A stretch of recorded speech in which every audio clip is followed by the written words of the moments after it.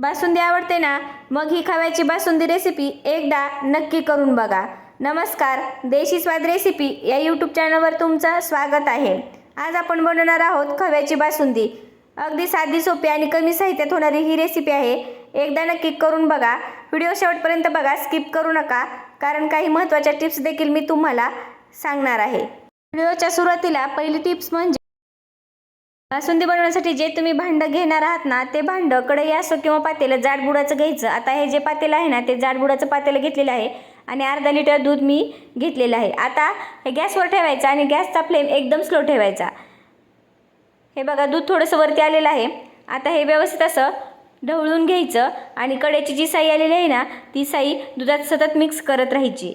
दुसरी टिप्स, गॅसचा फ्लेम अजिबात वाढवायचा नाही, एकदम स्लो ठेवायचा आणि जी वरती साई येईल ना, ती साई व्यवस्थित अशी दुधामध्ये मिक्स करून घ्यायची। हे बघा, सतत मिक्स करत राहायचं। तिसरी टिप्स म्हणजे सतत दूध ढवळत राहा, जेणेकरून दूध खाली डागणार नाही आणि बासुंदी देखील आपली घट्टसर होईल। आता इथे वेलची पूड आणि ड्रायफ्रूट्स मी कट करून घेतलेले आहेत। आता 2 चमचे खवा घेतलेला आहे मी। आता हा खवा डायरेक्ट टाकणार आहे दुधामध्ये।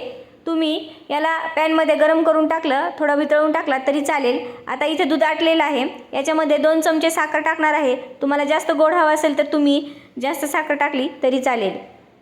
व्यवस्थित अशी दुधामध्ये साखर मिक्स करून घ्यायची। मग याच्यामध्ये खवा टाकायचा। आता खवा व्यवस्थित असा दुधामध्ये मिक्स करून घ्यायचा। हे बघा, अशा प्रकारे खवा मिक्स करून घेतलेला आहे। आता खवा मिक्स करून झाल्यानंतर कट केलेले जे ड्रायफ्रूट्स आहेत ना, ते ड्रायफ्रूट्स याच्यामध्ये टाकायचे आणि वेलची पूड देखील टाका आणि व्यवस्थित असं मिक्स करून एक 2 ते 3 मिनिट ठेवा। बघा, दाटसर अशी आपली बासुंदी तयार आहे। अगदी साधी, सोपी आणि झटपट होणारी ही रेसिपी आहे। बाहेरून विकत आणून खाण्यापेक्षा घरच्या घरी तुम्ही बनवू शकता। तर व्हिडिओ आवडला तर चॅनलला सबस्क्राईब करायला विसरू नका आणि लाईक शेअर नक्की करा। धन्यवाद।